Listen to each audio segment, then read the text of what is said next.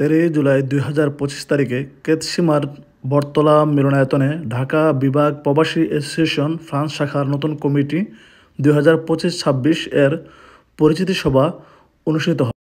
বিপুল সংখ্যক প্রবাসীদের উপস্থিতিতে সভার সভাপতিত্ব করেন সংগঠনের সভাপতি জনাব আহসানুল হক বুলু এবং পরিচালনা করেন সাধারণ সম্পাদক ফারুক খান ও সিনিয়র যুগ্ম সাধারণ সম্পাদক SM লিটন সরকার।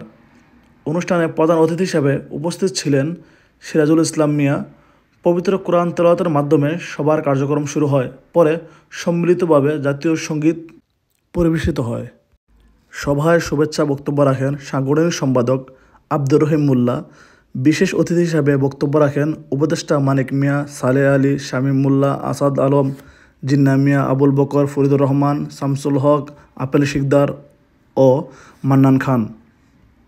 সভায় আরও বক্তব্য রাখেন সিনিয়র সহসভাপতি আতর রহমান সরকার, সহসভাপতি শাহিনুর রহমান, জিয়াউর রহমান, মিয়া মাসুদ, বিডি ফার্নিচার, সালে মিয়া, আবুল ব্যাপারী, যুগ্ম সম্পাদক হাসান হাওলাদার, নাইম আহমেদ, কামরুজ্জামান, আল মামুন, বুরহান সরকার, খন্দকার পারভেজ ও মাহমুদ ইয়াসিন।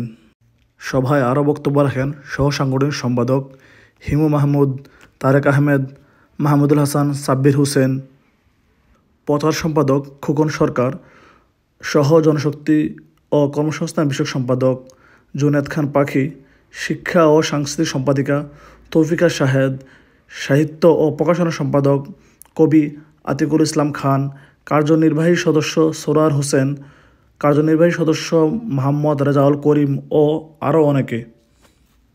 আজকে কথা বলতে না পারলেও এরকম কথাই মনে রাখবেন যে হ্যাঁ, ঢাকা বিভাগের 13টি জেলা থেকে বিভিন্ন প্রতিনিধিরা এই অনুষ্ঠানে অংশগ্রহণ করেন।